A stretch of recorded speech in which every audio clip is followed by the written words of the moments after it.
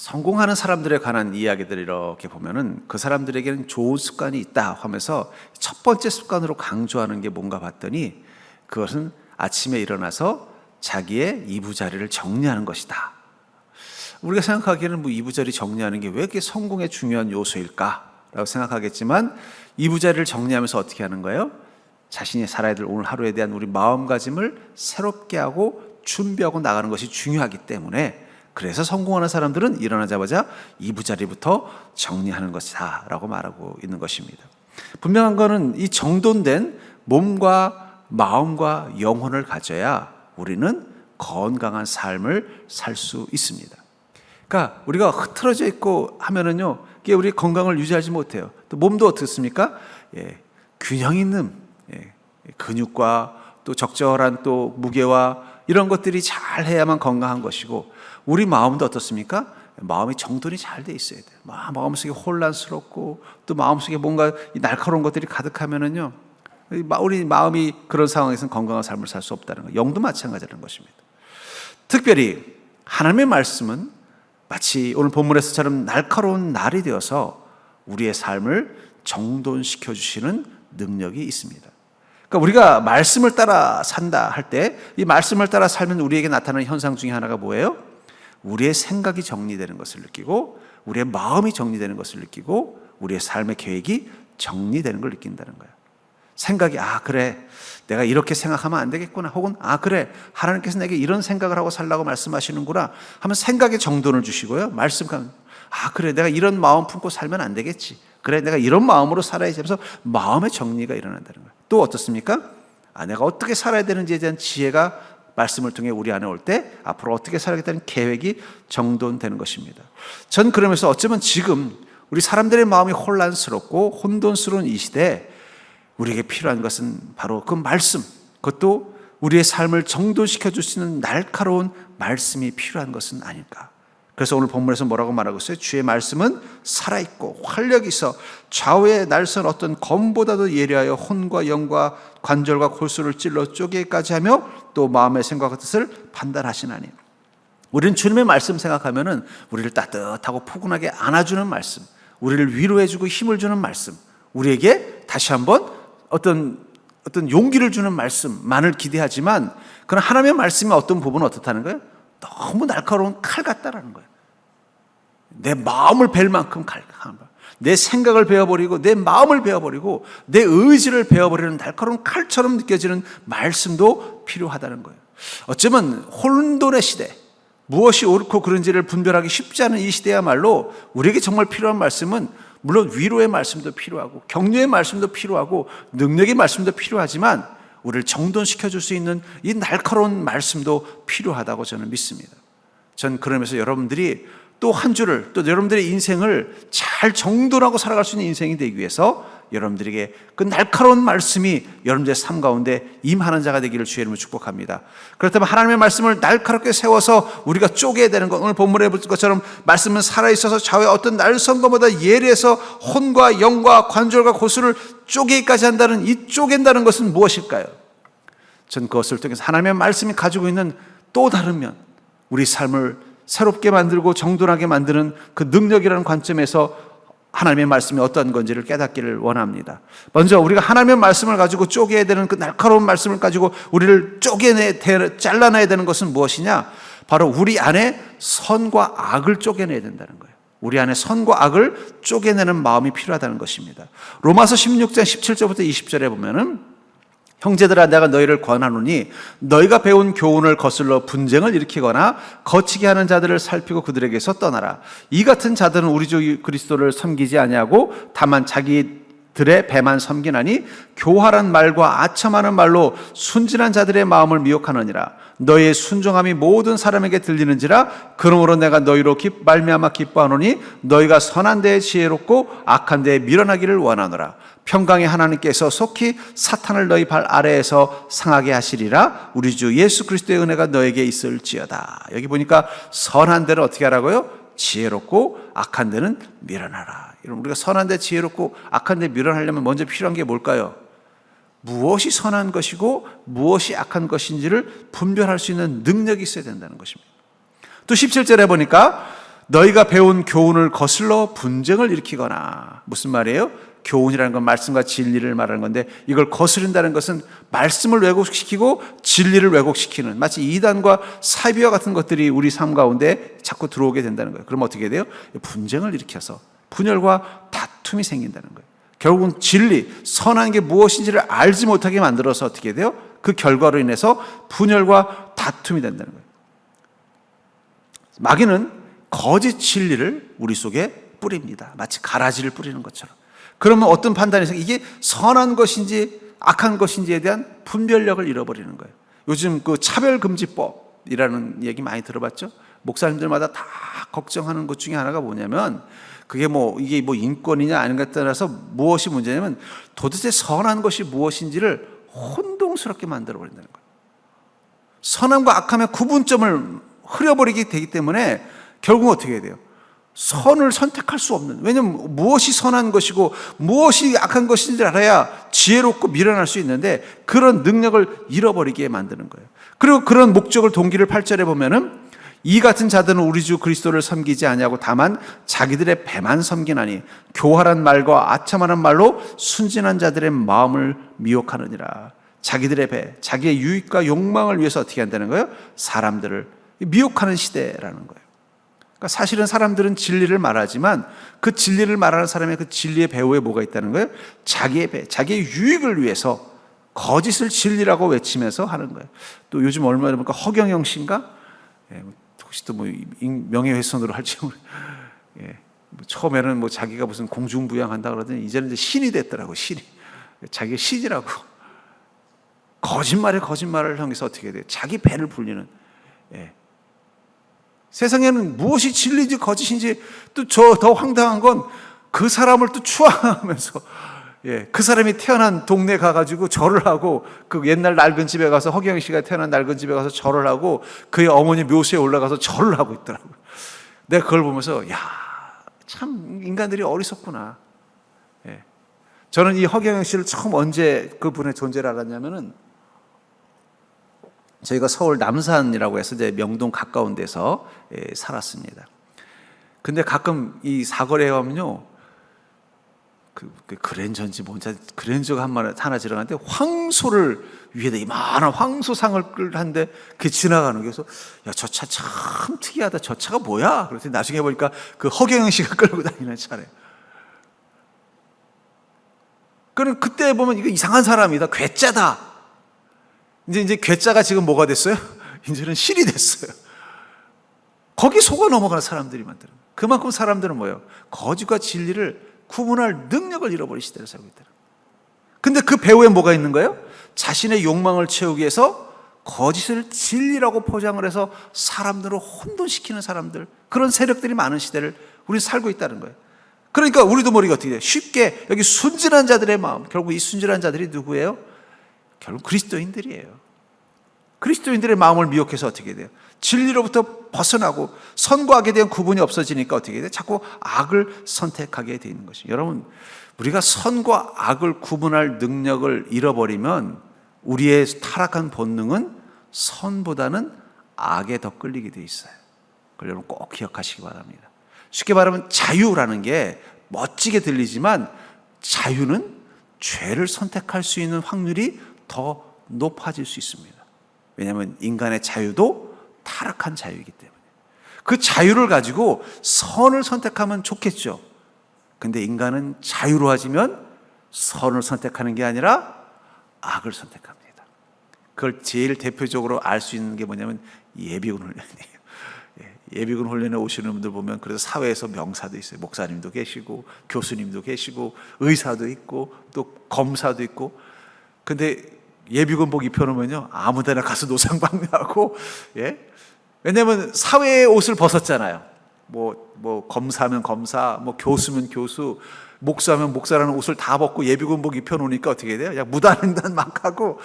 그래서 아주 예비군 훈련만 있으면은요, 그 부대가 아주 머리 아파요. 와서 말도 안 듣고. 자유라는 게 우리를 선을 선택할 것 같지만, 자유를 가지면 이상하게 악을 선택해요. 돈이라는 것도 뭘까요? 돈은 결국은 경제적 자유를 의미하는 거예요. 돈이 많아진다는 걸 뭘 말하는 거예요? 경제적인 자유를 더 많이 갖는 거예요. 그럼 그 많아진 돈 가지고 그 자유를 가지고 뭘 해요? 선한 일을 하는 사람보다는 악하고 어리석은 일을 하는 사람이 더 많아진다는 거예요. 그러니까 우리는 너무 이 자유에 대한 낭만에서 벗어나셔야 돼요. 왜냐하면 우리는 그 자유를 누리기에는 타락한 존재이기 때문에.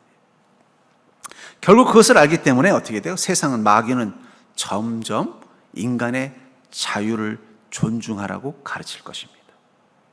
예, 지금 나중에는요, 이제 우리가 저 공산국가처럼 초중고 아이들에게는 복음도 못 가르치고 성경도 못 가르치는 나라 시대가 올 수도 있어요.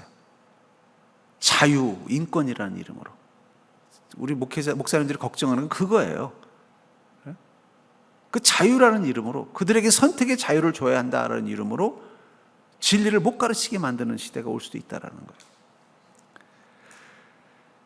근데 중요한 건 주님께서 말씀하시는 선과 악을 분별할 수 있어야 우리는 어떻게 살 수 있어요? 선한 자의 길을 갈 수 있는 것입니다. 그렇기 때문에 여러분, 우리가 말씀을 사모한다는 것은 더 많은 말씀을 통해 더 많은 지식을 아는 것보다 더 중요한 건 말씀을 통해서 분별할 수 있는 능력을 갖는 게 중요하다는 거예요. 우리가 왜 말씀을 사모해야 되느냐? 이 말씀을 통해서 내가 더 진리를 많이 알고, 이 말씀을 통해서 더 많은 성경에 대한 지식을 많이 갖고, 이 말씀을 통해서 더 많은 어떤 지혜를 얻는 것도 중요하지만, 그보다 더 중요한 건 뭐라는 거예요? 도대체 내가 살고 있는 이 삶 속에서 무엇이 선한 것이고 무엇이 악한 것인가를 분별할 수 있는 능력을 위해서도 우리는 말씀을 사모해야 된다는 거예요. 그리고 이 말씀을 사모함을 통해서 분별할 수 있는, 선악을 분별할 수 있는 능력을 갖는 이유는 바로 주께서 생각하시는 선함이 진짜 선함이기 때문이에요. 왜 그러면 주님께서 생각하시는 선함이 진짜 선함일까요? 선이라는 것도 하나님이 창조하신 무형의 물질이기 때문입니다.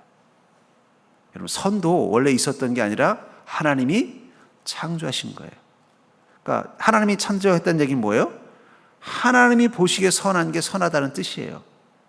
내가 만든 게 기준이잖아요. 그렇잖아요. 전에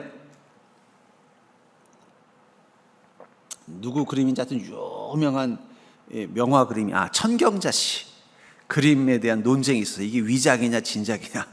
근데 전문가들은 다 이건 천경자씨가 그린 그림이라 그랬어요. 근데 중요한 건 천경자씨가 뭐라면 이건 내가 안 그린 그림이라 그랬어요. 그럼 이거는 천경자씨가 그린 그림인가요? 아닌가요? 전문가들은 이건 분명히 천경자씨 그림이라고, 다 소위 말하는 미술 전문가들은 다 이건 천경자씨가 그린 그림이라고 한 거예요. 근데 정작 중요한 건 당사자는 이건 내가 안 그렸다고 말했다니까요. 그럼 이건 누가 그린 거예요? 근데 세상이 그렇다니까요. 선이라는 건 하나님이 만드신 거예요. 그렇기 때문에 하나님이 선하다고 말해야 선한 거지, 세상에 지혜 있는 자들이 선하다고 말해서 그게 선해지는 게 아니에요. 천경자씨가 내가 그린 거 아니라고만, 그건 아닌 거지요. 아무리 똑같이 그렸어도 그건 내가 그린 게 아니에요 라고 하면 그건 아닐 수밖에 없는 거라는 거예요. 선도 마찬가지입니다. 왜 우리가 말씀을 통해서 선함을 그 말씀 가운데서 찾아야 되느냐? 선이라는 것은 하나님이 만드셨기 때문이에요. 그럼 악은요? 악은 하나님이 만드신 게 아닙니다. 하나님은 악을 만든 적이 없어요. 선만을 만드신 거예요. 그래서 어떤 유명한 신학자는 악을 뭐라고 말하냐면, 악은 선의 부재다. 하나님이 만드신 선이 아니라면 그건 뭐라는 거예요? 악이라는 거예요. 천경자씨가 그린 그림이 아니라면 그거는 가짜라는 거예요. 아무리 똑같이 그렸어도, 사인까지 똑같다고 하더라도, 아무리 전문가가 확대경을 보고 그 당시에 물감의 상태를 분석해보고 모든 걸 다 해봐도 천경자씨 그림과 똑같더라도 이건 내가 그린 적 없습니다 라고 말하는 순간 그건 진품이 될 수 없는 것처럼, 하나님 보시기에 선한 것이 아니라면 그건 다 100% 뭐가 되는 거예요? 악이 되는 거예요. 악이. 그래서 우리는 말씀을 통해서 선을 구분할 수 있는 능력이 있어야 돼요. 자꾸 세상의 전문가들의 평가를 통해서 선을 판단하는 건 그건 어리석은 거라는 거예요. 그렇기 때문에 하나님이 선하다고 하신 것만이 선함입니다. 우리는 그것을 말씀을 통해서 깨달아야만 비로소 어떻게 돼요? 무엇이 진짜 선이고 무엇이 가짜인지를 분별하며 사는 능력이 있다는 것입니다. 두 번째로 하나님의 말씀을 날카롭게 세워서 쪼개야 되는 것은 바로 이 땅의 본질과 비본질을 쪼개야 된다는 거예요. 이 땅의 본질과 비본질을 쪼갤 줄 알아야 된다는 거예요. 말씀을 통해서요. 마가복음 2장 23절부터 28절에 보니까 안식일에 예수께서 밀밭 사이로 지나가실 때 그들의 제자들이 길을 열며 이삭을 자르니 바리새인들이 예수께 말하되 보시오 저들이 어찌하여 안식일에 하지 못할 일을 하나이까? 예수께서 이르시되 다윗이 자기와 및 함께한 자들이 먹을 것이 없어 시장할 때 한 일을 잃지 못하였느냐? 그가 아비아달 대제사장 때에 하나님의 전에 들어가서 제사장 외에는 먹어서는 안 되는 진설병을 먹고 함께한 자들에게도 주지 아니하였느냐? 또 이르시되 안식일이 사람을 위하여 있는 것이요 사람이 안식일을 위하여 있는 것이 아니니 이러므로 인자는 안식일에도 주인이니라 하면서 주님께서는 이 안식일을 너무나 중요하게 여기는 그 바리새인들이 앞에서 어떻게 제자들이랑 길을 가는데 그렇지 않아도 예수님과 제자들이 지금 안식일에서 규정하는 거리보다 더 많은 길을 가고 있어서 그것도 못마땅했는데 안식일 이 바리새인들에게는 안식일을 지키려면은요 자기 집에서 몇 미터 이상은 못 간다는 소위 말하는 이 거리 제한도 있었어요. 근데 예수님이랑 제자들 보니까 이미 그 거리를 통과한 것 같아요. 그러니까 불만이 많은데 거기다 또 뭘 한 거예요? 밀밭에서 이삭을 주어서 먹더라는 거예요. 그러니까는 바리새인들이 아니 이 안식일에 이게 무슨 짓이요? 라고 이제 화를 낸 거예요. 그때 주님이 뭐라고 말씀하세요? 안식일이 사람을 위하여 있는 것이요 사람이 안식일을 위하여 있는 것이 아니니라. 이러므로 인자는 안식일에도 주인이니라. 바리새인의 문제점은 뭘까요? 그들은 본질, 바로 예수 그리스도라는 그 본질, 예수 그리스도의 구원이라는 본질에는 관심 없고 막상 예수님 앞에 섰어도 비본질, 예수님과 안식일을 예수님이 지키나 안 지키나, 혹은 자신들이 가진 유대의 전통이 잘 지켜지고 있냐 아니냐, 이 부분에만 더 관심을 가지고 있었던 거예요. 그러니까 주님께서 뭐라고 말씀하세요? 너희들이 생각하는 그건 본질이 아니라는 거예요. 어떻게 안식일의 주인인 내가 여기 있는데 나에게는 관심이 없고 도대체 예수님께서 이 안식일을 지키나 안 지키나 이 부분에만 관심을 가지고 있냐는 거예요. 교회 분쟁의 많은 부분들은 본질적인 것 때문에 분쟁하는 경우는 많지 않습니다. 대부분 비본질적이라는 거예요. 그러면서 어쩌면 지금이야말로 신바리새주의 시대일 수도 있어요. 특히 전통에 집착하는 거. 여러분 교회가 전통에 집착하기 시작하면은요 본질을 잃어버립니다. 바리새인들이 안식일을 지키는 건 멋진 일이에요. 그렇잖아요. 이 안식일 날 내가 노동하지 않고 일하지 않고 온전히 하나님께만 기도하고 온전히 하나님 말씀만 앞에만 집중하고 온전히 하나님께만 경배한다는 거, 이거 얼마나 멋진 일이에요. 그렇잖아요. 근데 그거보다 더 중요한 예수 그리스도가 왔음에도 불구하고 하나님이 이 바리새인들은요 안식일날 하나님이 내려오시면 하나님께서 안식일을 범했다고 쫓아낼 사람들이라니까요. 비본질에 집착하기 시작하면 본질이 흐려지는 거예요. 교회들의 갈등의 많은 부분 보면은 이게 본질인지 비본질인지를 구분할 능력을 잃어버릴 때부터 오는 것입니다.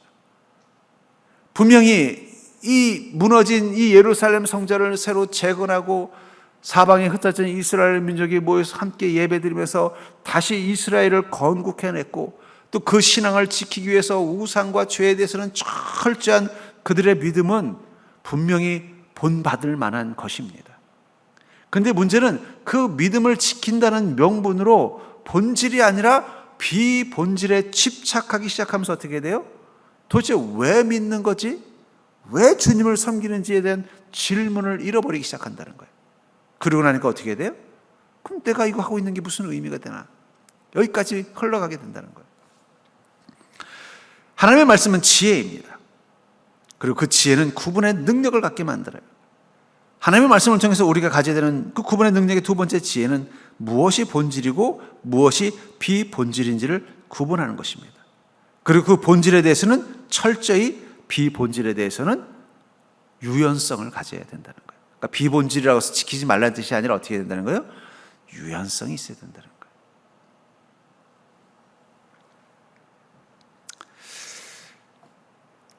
하나님의 말씀을 알아가면 알아갈수록 우리 안에 무엇이 깨달아지냐면 무엇이 본질이구나라는 게 깨달아져가요.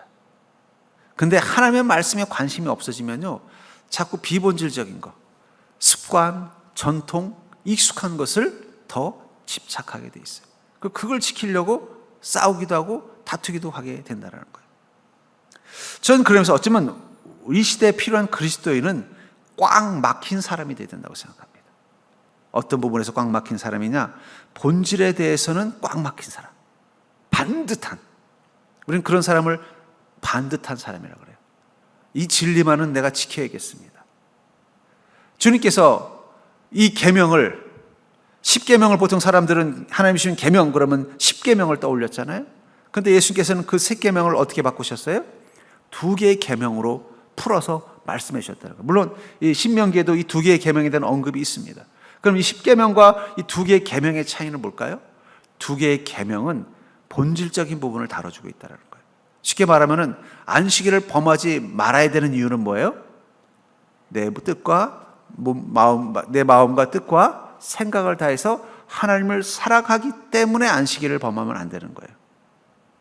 부모에게 공경해야 되는 이유는요, 내 이웃을 내 몸과 같이 사랑해야 되기 때문에 부모에게 공경하는 거예요. 거짓 증거하지 말아야 되는 이유는 뭐예요? 내 이웃을 내 몸과 같이 사랑해야 되는 것이 본질이기 때문에 거짓 증거하지 않는 거예요. 근데 우리는 이 본질적인 부분에 대해서는 패스해버리고 부모에게 공경한다는 게 뭘까? 이걸 가지고 또 분석을 하는 거예요.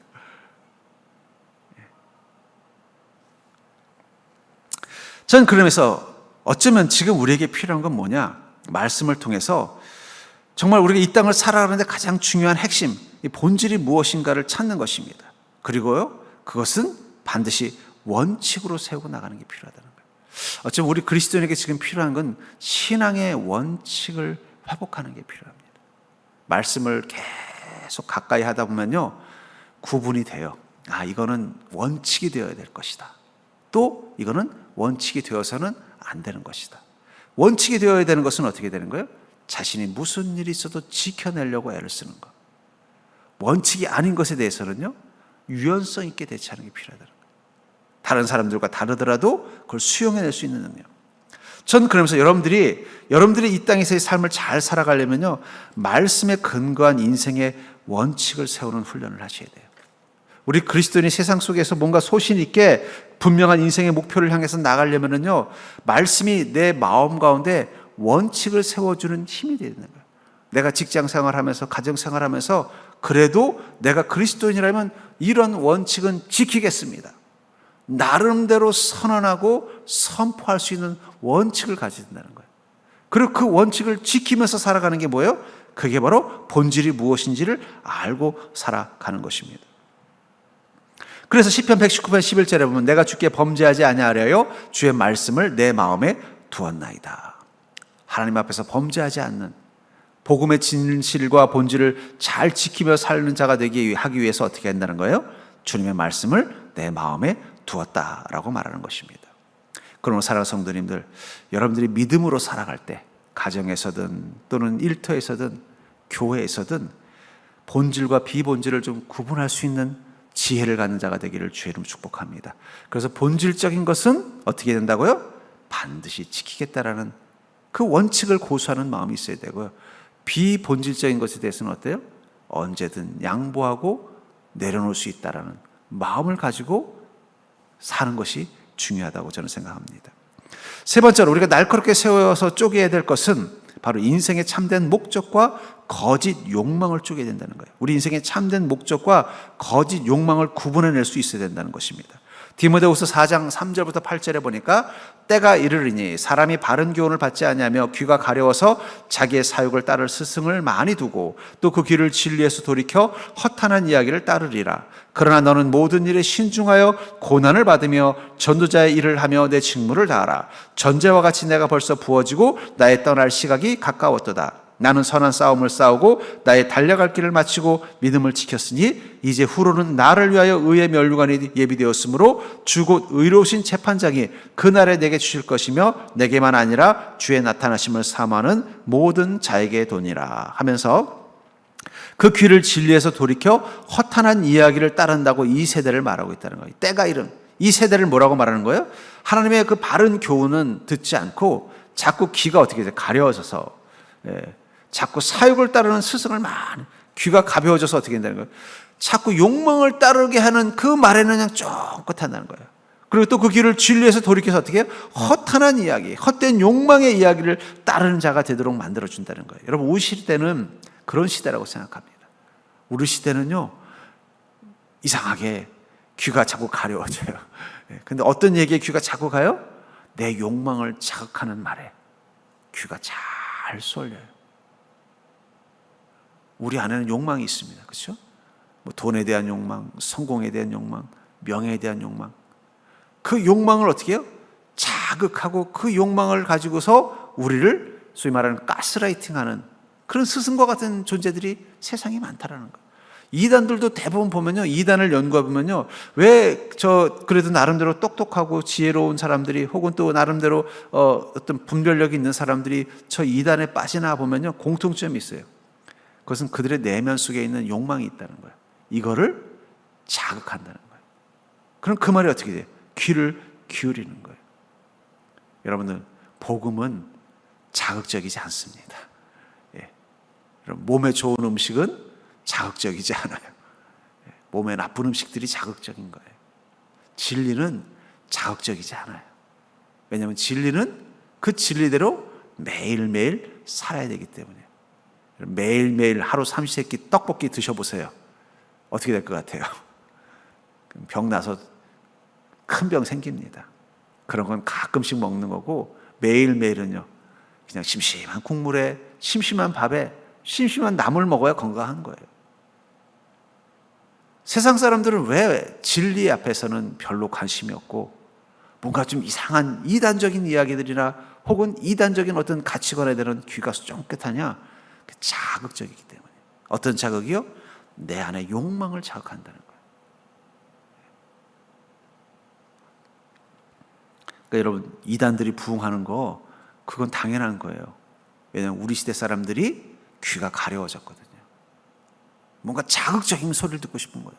나는 특별하다는 소리를 듣고 싶은 거예요. 이 세상엔 세상 사람들이 경험할 수 없는 이 특별한 사람들의 세계가 있다고 그런 걸 듣고 싶어요. 나는 죽지 않는다는 소리를 듣고 싶고, 나는 이들과 다르게 인생에 대해서 더 큰 복을 누릴 수 있다는 소리를 듣고 싶은 거예요. 내가 추종하고 섬기는 이 종교 지도자는 인간이 아니라 신이라는 소리를 듣고 싶은 거예요.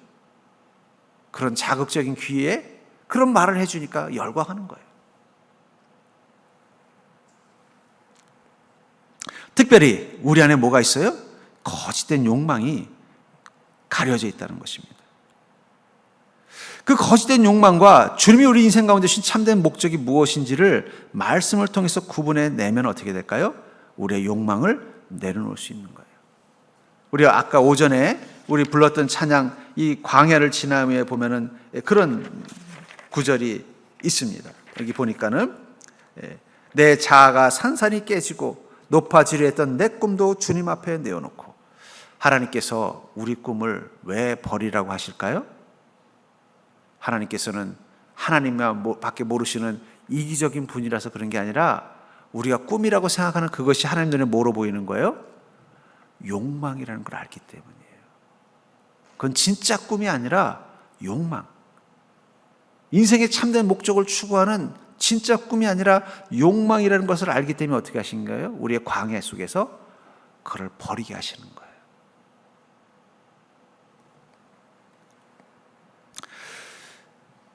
거짓된 욕망을 구분해내고 참된 인생의 목적을 갖게 되면 이 디모데후서 4장에 있는 말씀처럼 나는 선한 싸움을 싸우고 나의 달려갈 길을 마치고 믿음을 지켰으니. 저는 이 세 가지 사건이, 이 세 가지 이 표현이 바로 우리가 인생에 추구해야 되는 목적이라고 생각합니다. 첫 번째, 우리는 선한 싸움을 싸우는 자입니다. 선함을 지키기 위해서 치열하게 싸우듯 살아가야 되는 존재라는 거예요. 그리고 주님이 우리에게 주신 그 사명의 길을 묵묵히 가는 자라는 거예요. 그리스도인에게 하루하루라는 것은 주님이 주시는 그 명령과 사명을 따라 묵묵히 살아가야 되는 시간이라는 거예요. 그리고 우리에게 인생에서 가장 중요한 평가 기준은 뭐예요? 나는 믿음을 지켜냈는가? 흔들리지 않고 믿음을 지켜냈는가? 이게 인생의 목적이라는 거예요. 꿈으로 위장된 거짓 욕망이 아니라 진정한 인생의 목적을 발견하게 되면은요, 그때부터는 어떻게 돼요? 그 인생의 목적을 따라 가는 것이 우리 마음 가운데 힘이 되는 것입니다. 기쁨이 되는 것입니다.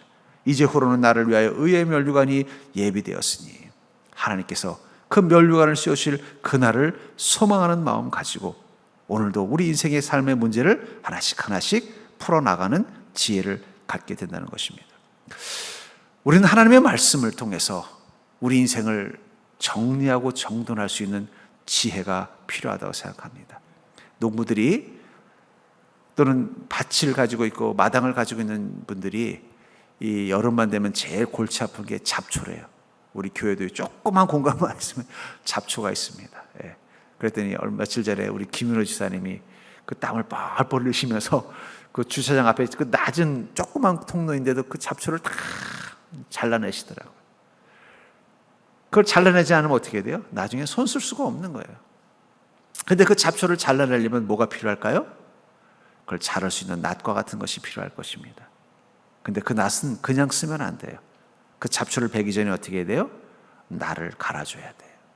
그래야만 잡초를 잘 베어내고, 잡초를 잘 베어놔야만 그 마당은, 그 밭은 또 좋은 풀들이 잘 자라는 또 예쁜 마당이 될 수 있는 것입니다.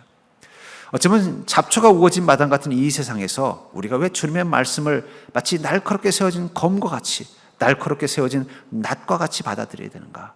그것이 바로 우리 삶을 죄와 욕망이라는 잡초에 뒤덮여서 못 쓰는 인생이 아니라 그것을 잘 제거해내서 하나님이 함께 하실 만한 좋은 인생으로 만드는 비결이기 때문입니다.